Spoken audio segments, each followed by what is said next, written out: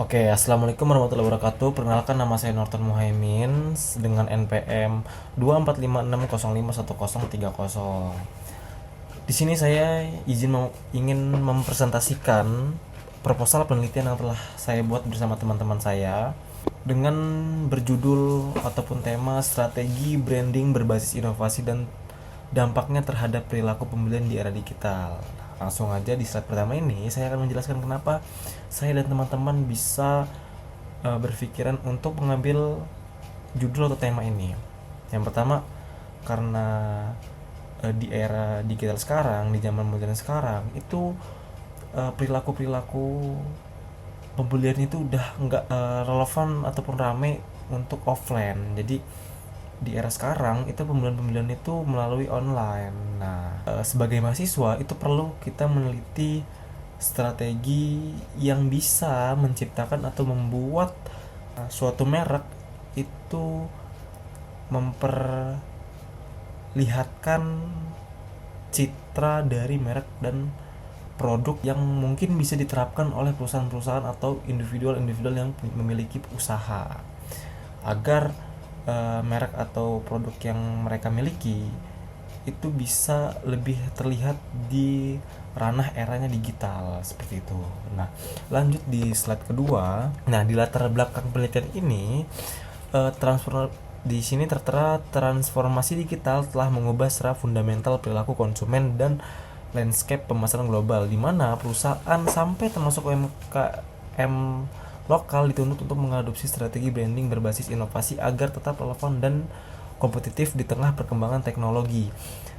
Nah, di sini karena teknologi itu semakin maju dan semakin dari zaman ke zaman itu semakin berubah, perusahaan-perusahaan yang sekarang dan UMKM yang baru mulai atau sekarang itu perlu menerapkan strategi branding yang harus bisa mengadopsi bagaimana caranya apa yang mereka miliki itu menuntut untuk bisa jalannya itu relevan dan kompetitif. Relevan itu kenapa? Agar memudahkan konsumen itu mengetahui merek atau produk yang mereka miliki, ataupun sebagai kompetitif. Misalkan ada dua perusahaan yang sama, tapi satu perusahaan itu memakai cara yang lama dan yang satu dengan cara yang udah lebih maju, bisa lebih zamannya lah gitu, ketimbang pakai cara lama gitu, nggak ketinggalan zaman gitu. Pasti orang itu bakal lebih ke si yang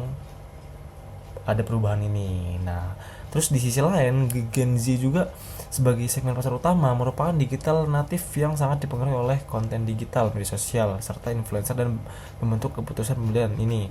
Hal ini menjadikan digital engagement sebagai faktor kunci dalam keberhasilan branding di era digital. Nah, kalau misalnya kita ngomongin di era sekarang, kebanyakan yang main media sosial itu kan Gen Z nih. Nah, kalau di Gen Z ini, itu mereka lebih sering menggunakan, sebenarnya sifat impulsif buying-nya itu masih nggak bisa hilang lah gitu, apalagi FOMO. Mereka itu membentuk keputusan pembelian itu dari tren yang lagi hype gitu. Di sini kan tertera ketika misalkan brandingan suatu perusahaan itu semakin maju dan strateginya itu pun berubah ke tren yang sekarang, itu tuh adalah salah satu kunci dari keberhasilan di era digital. Nah, itu perlu banget. Terus juga di sini tertera penelitian ini menjadi penting untuk memahami hubungan antara inovasi branding, keterlibatan digital, dan perilaku pembelian dalam konteks produk lokal di era digital. Penelitian itu penting untuk suatu perusahaan ataupun individu yang memiliki usaha, dikarenakan mereka harus paham antara hubungan dan inovasi branding, agar setiap kemajuan digital itu perusahaan ataupun si individual usaha ini memiliki keterlibatan, yang dimana itu bisa membuat perilaku pembelian itu dalam konteks di era digital itu bisa meningkatkan konsumen itu impulsif buying ke perusahaan ataupun produk mereka yang mereka miliki. Nah, saya dan teman-teman itu menaruh 3 fokusan. Yang pertama itu untuk produk lokal, kedua itu Gen Z, dan ketiga itu gender. Ini bisa dilihat lagi kalau misalkan untuk produk 3 dari ketiga ini. Lanjut di slide ketiga. Nah, ini adalah rumusan masalah dan tujuan penelitian saya dan teman-teman saya. Di sini saya dan teman-teman saya menaruh 5. Yang pertama itu ada strategi branding inovatif, karena kita ingin mencari tahu bagaimana sih strategi branding itu berbasis inovasi mempengaruhi perilaku pembelian produk lokal di era digital di kalangan Gen Z.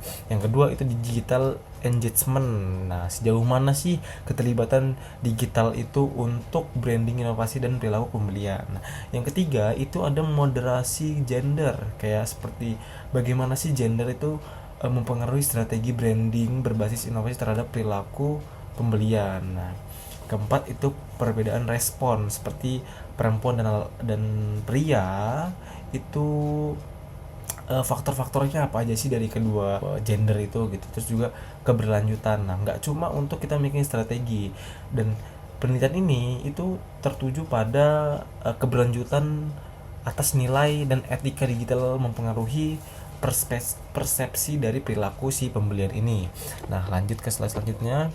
Nah, ini kerangka konseptual penelitian dari proposal penelitian yang saya dan teman-teman buat. Dari kerangka konseptual ini, saya dan teman-teman itu membagi 3 blok konstruk dengan variabel moderator gender yang terintegritas lah gitu. Nah, yang pertama itu ada strategi branding berbasis inovasi. Nah, itu ada inovasi produk, komunikasi, serta teknologi AI, ya banyak lah gitu. Terus juga peran influencer dan KOL itu, terus juga integritas keberlanjutan. Nah, terus juga ada digital engagement, ada interaktivitas, terus juga personalisasi dan intensitas keterlibatan. Nah, yang ketiga itu ada perilaku pembelian. Yang pertama ada niat beli. Dari niat beli itu frekuensi pembelian juga, terus juga loyalitas merek. Nah, lanjut ke slide selanjutnya.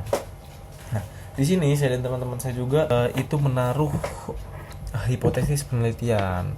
Di sini saya dan teman-teman menaruh 5. Nah, yang pertama, di hipotesis yang pertama itu lebih ke berpengaruh positif dan signifikan terhadap perilaku pembelian produk lokal pada konsumen Gen Z di era digital. Terus juga di hipotesis yang kedua itu digital engagement memediasi pengaruh strategi branding. Nah, kita cari nih dari digital engagement itu melalui mediasi, kira-kira pengaruhnya itu apa aja sih untuk ke strategi branding.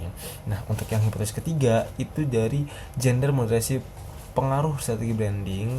Nah, dari hipotesis ketiga ini kita memakai dengan pola respon yang berbeda antara konsumen laki-laki dan perempuan, karena pasti pandangan dari laki-laki dan perempuan itu ada bedanya gitu. Nah, itu bisa lebih memperkuat penelitian untuk dari gender gitu, karena pengaruhnya itu pasti akan lebih kuat karena ada dua pandangan gitu. Dan hipotesis keempat itu adalah di sini konsumen perempuan Gen Z menunjukkan respon yang lebih kuat terhadap elemen pesan rasional. Nah, di sini di hipotesis 4 itu perempuan itu lebih kuat elemen rasionalnya ketimbang laki-laki gitu, lebih dominan yang si perempuan ini. Nah, untuk hipotesis yang kelima itu balik lagi integritasisasi dan nilai keberlanjutan dalam etika strategi bisnis. Nah, yang tadi saya bilang, persepsi setiap orang terhadap merek dan nilai beli produk terutama di kalangan Gen Z itu tuh sangat penting untuk diteliti agar keberlanjutan dari sebuah perusahaan atau produk ataupun merek itu bisa masuk ke dalam strategi branding yang bisa kita cari, dan itu memunculkan etika digital gitu yang berpengaruh positif terhadap merek yang kita miliki. Nah, lanjut slide ke selanjutnya itu manfaat penelitian. Nah, dari manfaat penelitian ini saya menaruh dua lah. Saya menaruh 2 manfaat, yaitu manfaat teoritis dan praktis. Di sini di manfaat teoritis itu ada, ya kalau untuk teoritis itu pada pengembangan teori branding, terus memperkaya model gitu. Jadi dari teoritis ini kita bisa banyak model-model perilaku pembelian itu seperti apa aja sih gitu. Kerangka konseptual itu bisa lebih modern, terus juga mengisi research gap kalau misalkan emang banyak peneliti-peneliti lain yang ingin mencari tahu soal perilaku Gen Z itu seperti apa. Nah, yang praktisnya itu kita bisa lebih memperbanyak panduan strategi bagi pelaku UMKM, membantu pelaku UMKM juga merancang strategi branding gitu yang mereka tuh mau berkembang menjadi yang inovasi yang efektif gitu. Terus juga yang praktisnya itu tentang kita bakal memahami preferensi dan perilaku Gen Z itu di segmen pasar tuh gimana untuk keberlanjutannya juga. Dan manfaat selanjutnya yang untuk praktis itu kita memberikan banyak rekomendasi bagi orang-orang yang pemangku kebijakan dalam mendukung pengembangan kapasitas branding. Nah, di slide selanjutnya itu metodologi penelitian. Nah, untuk metode penelitian itu kami menggunakan 4 pendekatan. Yang pertama itu kualitatif eksploratif, itu untuk memahami konstruk makna Gen Z itu terhadap branding itu seperti apa, branding inovatif itu seperti apa. Nah, yang kedua itu informan penelitian, kami menggunakan Gen Z 16 sampai 20 orang, dan untuk UMKM lokal kita menggunakan 4 sampai 6 orang, dan untuk influencer ataupun call itu kita menggunakan 2 sampai 3 orang, dan itu dengan sampling purposif yang mungkin cukup untuk mendapatkan penelitian dari informan ini. Nah, untuk teknik pengumpulan data kami menggunakan wawancara ya, seperti yang semi terstruktur dan dokumentasi untuk data gitu. Dan keempat tuh ada analisis data. Nah, dengan menggunakan pendekatan deduktif dan induktif gitu. Nah, di slide selanjutnya itu ada kebaruan dan kontribusi penelitian. Nah, di sini kita menaruh 5 untuk kebaruan dan kontribusi penelitian. Nah, untuk yang pertama itu ada integritas modernisasi gender, yang dimana kita perlu mengintegritas variabel gender dalam model strategi branding inovatif untuk produk lokal di era digital. Dan juga yang kedua itu ada konteks produk lokal Indonesia, dimana kita membantu mengisi kekosongan penelitian di luar konteks luar negeri gitu. Jadi kita membantu yang di dalam Indonesianya dulu gitu. Terus juga ada metodologi kualitatif holistik. Nah, ini menggunakan wawancara sampai mendalam juga dan observasi digital untuk pemahaman yang lebih komprehensif. Nah, yang selanjutnya itu ada integritas, keberlanjutan, dan etika, yang dimana sebagai elemen strategi branding inovatif lah gitu. Yang selanjutnya ada kerangka konseptual komprehensif gitu. Di sini itu adalah tugasnya mengembangkan kerangka konsep gitu agar lebih modern, yang dimana itu menghubungkan kayak brand-brand inovatif dan digital engagement itu lebih terkonsep lah gitu, dan perilaku pembelian dan gender yang lainnya gitu. Nah, di slide selanjutnya itu ada dimensi gender dalam branding digital. Nah, di sini nih tentang bagaimana suatu perbedaan pandangan dari perempuan dan laki-laki, yang dimana perempuan Gen Z dan laki-laki Gen Z itu kalau perempuan lebih sensitif terhadap relasionalnya, juga laki-laki juga lebih ke teknologi dan kesesuaian produk gitu, apalagi ke teknologinya kalau yang laki-laki. Dan kalau yang perempuan itu lebih kuat di rekomendasi digital seperti sosial media gitu, sama setiap produk yang mereka lihat itu keberlanjutannya itu seperti apa gitu. Nah, selanjutnya ini yang terakhir, kesimpulan dan harapan penelitian. Nah, dari kami itu menaruh penelitian ini hadir sebagai untuk mengisi kekosongan literatur tentang pengaruh strategi branding inovasi terhadap perilaku pembelian produk lokal dengan memasukkan variabel modernisasi gender dan konteks Gen Z di Indonesia, agar membantu yang di Indonesia dulu, nggak sampai ke luar-luarnya dulu. Ketika misalkan di Indonesia itu sudah mantap, kita bisa melakukan penelitian yang di luar gitu. Kami juga menaruh 3 seperti kontribusi akademis, dampak praktis, dan juga rekomendasi kebijakan. Nah, kenapa dari kontribusi akademis menaruh kesimpulan dari 3 ini itu mengembangkan kerangka konseptual yang lebih baru dan lebih modern dan lebih terkonsep sebagai acuan penelitian-penelitian, yang dimana itu membantu untuk selanjutnya dalam konteks pasar market gitu, pasar emerging market gitu, dan dampak praktisnya itu memberikan panduan banyak strategi bagi pelaku UMKM yang ingin berubah menjadi yang lebih relevan dan lebih kompetitif gitu di era digital ini.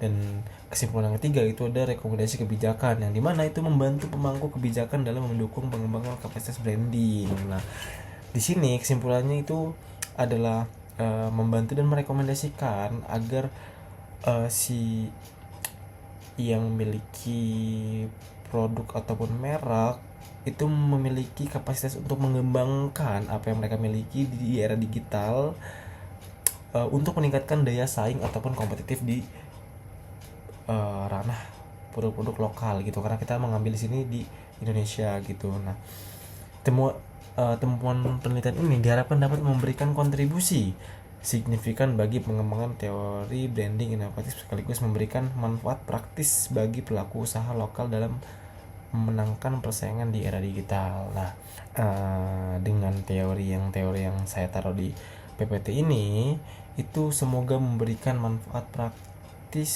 bagi pelaku-pelaku usaha ataupun perusahaan-perusahaan untuk meningkatkan strategi brandingnya di era digital. Nah, seperti itu. Mungkin itu yang bisa saya presentasikan. Kurang lebihnya mohon maaf. Saya tutup. Wabillahi taufiq wal hidayah. Wassalamualaikum warahmatullahi wabarakatuh. Terima kasih teman-teman.